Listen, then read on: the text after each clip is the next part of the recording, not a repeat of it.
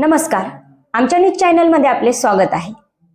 जळगाव येथील निवृत्त परिचारिका मयत स्नेहलता चुंबडे यांचा ऑगस्ट 2024 मध्ये गळा आवळून खून केला होता आणि तिच्याकडील 30 लाख रुपये लूट करून तिला तापी नदीत फेकून प्रेताची विल्हेवाट लावून पुरावा नष्ट केला होता।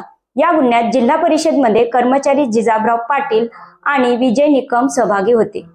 आरोपींनी लुटलेली रक्कम एका शेतात पुरवली होती, ती पोलिसांनी जप्त केली होती। ही जप्त केलेली रोकड पोलिसांनी जळगाव जिल्हा न्यायालयाने रक्कम परत करण्याचे आदेश केले। नंतर मयताचे वारसांना आज परत केले। यावेळी पत्रकार परिषद घेतली, त्यावेळी महाशय पोलीस अधीक्षक डॉक्टर महेश्वर रेड्डी साहेब आणि अप्पर पोलीस अधीक्षक अशोक नखाते साहेब व पोलीस कर्मचारी उपस्थित।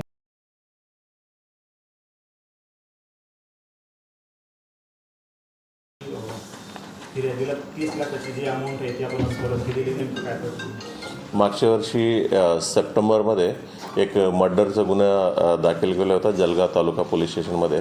ह्या गुन्ह्यामध्ये महिला होत्या स्नेहलता अनंत चुंबले। हा रिटायर्ड जेडपीमधलं जेडपी आरोग्य विभागामध्ये परिचारिका होत्या। त्यांना मर्डर करणारे 2 इसम जेडपीच्याच एम्प्लॉईज होत्या। हे 2 लोकांना आम्ही अरेस्ट करून त्यांच्याकडनं 30 लाख रुपये रक्कम रिकव्हरी करण्यात आलं होतं तेव्हा, आणि आत्ता कोर्टाचं परमिशन घेऊन 30 लाख त्यांना परत करण्यात आलेलं आहे।